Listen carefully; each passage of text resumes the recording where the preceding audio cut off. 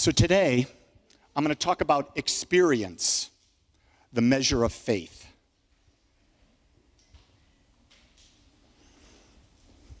It's fascinating. We look at this word faith, and so many times we attribute it just to a belief in God. At least that's how I was raised as a Catholic. You got to believe in God, you got to believe in God, but faith is so much more than that. Faith is the fact when you wake up in the morning, you don't think about you're going to wake up. You know you're going to wake up. We actually take it for granted we're going to wake up. But isn't that a form of faith? Don't you hate that if you go and you flush the toilet and it doesn't flush? Because why? Because you have faith that toilet is going to flush. We don't realize that faith is something we have in every aspect of our life. Do you not get that? We have faith in it. So we're going to explore that a bit deeper today. And the thing that I want to go is that every aspect of our daily life is based on faith.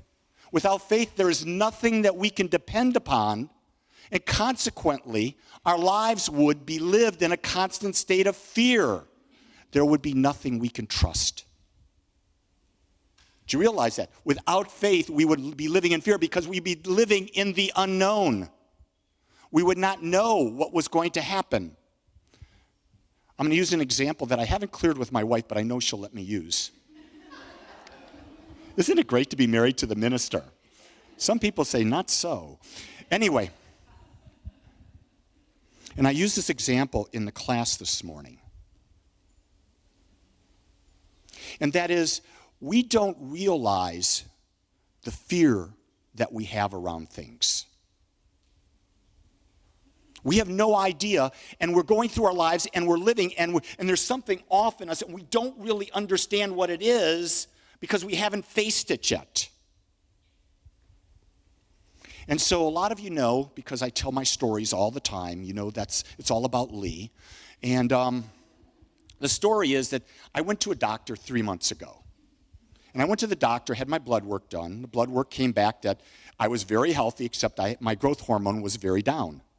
Well, it's natural your growth hormone's down because at age 30, your growth hormone starts going down 15% a year or 15% a decade. So in your 30s, it goes down 15%. In your 40s, it goes down another 15%. 50s, it goes down another 15%. And then even in your 60s, oh, shit, I'm in my 60s. Crap, it went down another 15%. And so I asked the doctor, why can't I put on muscle? Why is my body not responding the way it used to? And so he says, well, it's because you have no growth hormone. So take this thing called Samoralin. And we've got a bunch of people at Agape now doing Samoralin. It's amazing how when something works at that, so you actually inject yourself with amino acids and peptides. The amino acids and peptides go up through the body into the pituitary gland, and the pituitary gland automatically just naturally starts producing growth hormone again. And the results are fairly demonstrable. In 3 months, I put on 16 pounds of muscle. I've leaned. My hair is getting darker. I'm finding that I'm sleeping deeper. I'm having more vivid dreams. My eyesight is improving. Why is all this happening? Because my body thinks it's young again. Okay? It thinks it's young again. And so I'm having these things, but the interesting thing, my Rolfer told me that she says, well, this is your outer demonstration. Think what's going on with your internal organs. Same thing's happening, okay? So Jean has been watching this fearfully for 3 months. And finally, we had a conversation a couple weeks ago, and I said, you know, I'd really like to have you be able to be on this journey at the same young level that I'm at. Could it be that you might need some growth hormone? And she said, yeah, that sounds like it's possible that I might need to have this experience. But what was involved in getting the growth hormone? A blood test. A blood test where they specifically measure it. What happens when you hear the word blood test? There's fear. Whether you believe it or not, because the only time a doctor asks for a blood test is what? When he thinks that there's something wrong. So when you hear the word blood test, you say, I need a blood test because I know there's something wrong with me. So what's the pervading consciousness of society is that there's something wrong. So what do? Is we don't even know it. We're building up a fear. And we're building up what? A belief. We're building up a faith in fear. Do you get that? And so I could feel something off in Jean. Didn't know what it was. I don't know what she's feeling.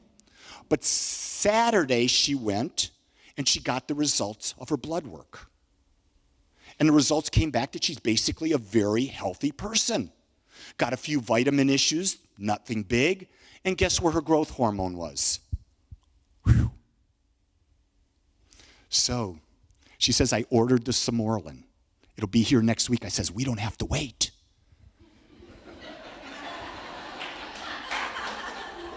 And she goes, why not? And I said, because I've got some. And I've got some needles, and I'll stick you with the needle tonight. Now, I've been married for 46 years. I've never stuck my wife with a needle before. And so last night, we went out to this beautiful gathering, this beautiful party, came home, and we were ready to go to bed. And I said, it's time. And I prepared the shot. And I said, would you like me to give it or would you like to give it? And she decided, I'm going to be brave. If you can do this, I can do it. And so she went, doot, doot, and done. She goes, I didn't feel a thing. And we talked about, how do you feel? And she says, I feel great. And we acknowledged that there was a fear involved. And because she faced the unknown and there was nothing to fear, all that stress is released. So this is a real simple example, but it's in every aspect of our lives. Do you get that? We don't even realize that we've got all this stuff that's permeating around us that has caused us to feel and fear in ways that we have never even thought of before.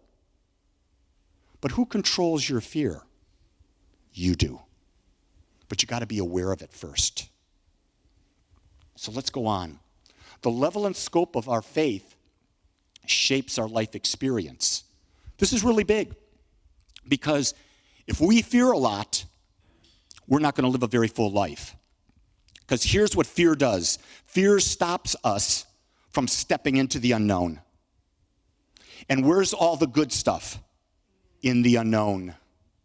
Because we've already tasted everything that we've got in the known, right? We've already experienced everything we've got in the known. And what we know intuitively is that there's greater stuff out there, more than we've ever dreamed of. And in order to do that, you've got to step into the unknown.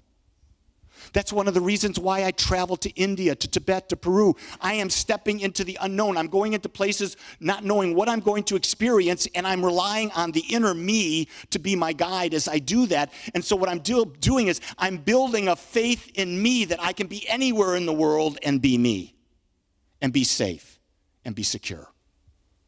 But you got to have a belief. You got to let go of the fear. You've got to have a faith and a trust that there's something guiding in you. And I can remember a lot of the times when we were in India, the first time, my God, we got lost in the city of Delhi the first time. Didn't know where the heck we were. Three of us didn't speak English or Hindu. And we're going with this cab driver and he's not understanding us. And I'm telling you, they'd never find us. If we didn't get out of there, you'd never find us. And that happened to me over and over on that journey because I didn't go with a guide. I was by myself, and so I found that, especially when I went to Agra, where the Taj Mahal is, afterwards I got caught in a scam where I was on the back of a motorcycle, 3 men on the back of a motorcycle. Can you even imagine? There were 3 of us on this, not a Harley, but like a racing scooter, a Suzuki or something like that, okay? I'm on the very back. I mean, half my butt's off of this, and they're zooming down these streets like this.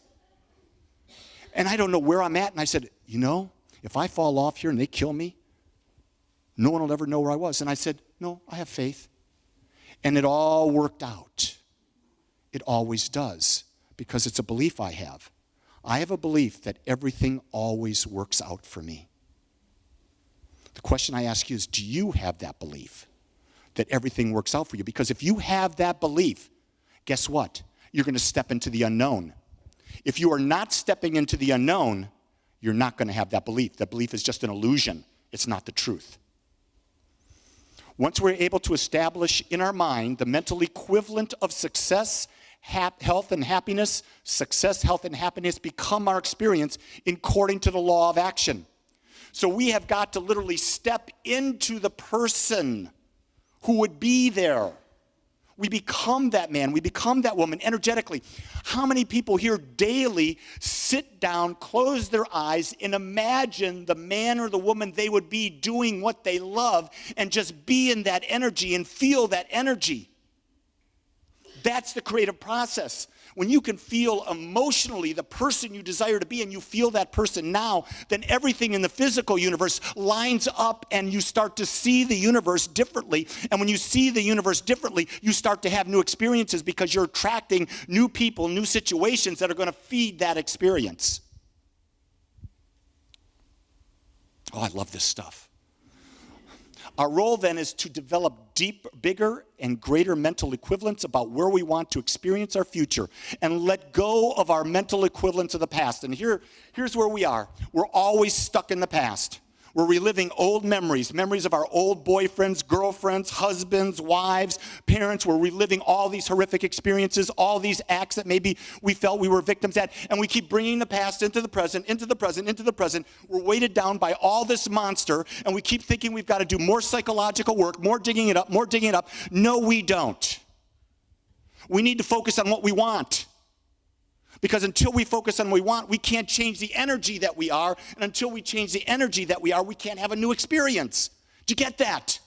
Society has caused us to believe that we've got to dig into the muck. You know what happens when you put your hands in the muck? You get muck on your hands. When you reach into the cloud and you grab a unicorn, what do you get? A unicorn. You get a choice, muck or unicorn. See, I'm trying to get you to think outside of the way we've been conditioned.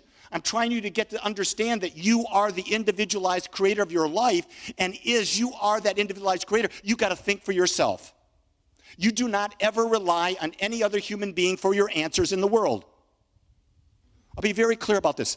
How many people here believe that I'm about to celebrate 46 years of marriage, and how many people believe I truly love my wife? You should. I love her. I absolutely love her. Here's the other thing. I don't need her. Some of you got a butt pucker with that. Say, why would he ever say that? I know, I could feel it. I saw your eyes. Well, Lee, you've got to need her if you love her. No, you don't. See, when you love yourself, you accept yourself as you are. When you love your partner, you accept them as they are, but you realize that you're independent of your partner. That your life really evolves about who are you being, and that she gets to be, we get to dance together through life. Now, I'm not important to her. She should not need me, right? Because a relationship that is meaningful does not have attachment. If there's attachment, it's conditional. If it's conditional, it's not loving. It's just that simple. I know that's not what we've been taught. That's not what I was taught. I know I didn't always practice that. But the more mature I become, the more I understand that the love I seek is within me. And it's in how I look at myself and how I accept myself. So I ask you to take a close look at yourself in the mirror and fall in love with that person, every aspect of that person. Our work is to learn to believe and how to accept and know that which we desire is already reality. I've touched on that. Feel what you want to be now. Take 2 to 5 minutes a day. That's not a lot of time to feel the new you, to step into those big girl pants or those big boy pants. Feel what it's like to have that 32-inch waist, guys. Notice I didn't say girls on that. 32-inch waist and how you can strut your chest out in that. You got to be able to feel it to experience it. And this, I think, is the one that I want to talk about the most. I love this. Dr. Joe Dispenza is an incredible individual. We had the blessing of having him here at Agape about 7 years ago, I'm going to guess. And I read this the other day, and it just blew me away when he said, impatience means you don't believe something is going to happen. Think about that. Where are you impatient in your life? And if you're impatient in that life, that means you don't have faith.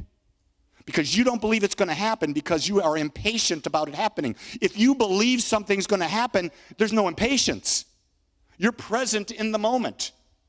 Right now, you're fully present. You don't care about the future. You don't give a darn about the future. You know the future's assured because you believe it. You have faith that you have done the work, that you become the man or the woman who will live the dream.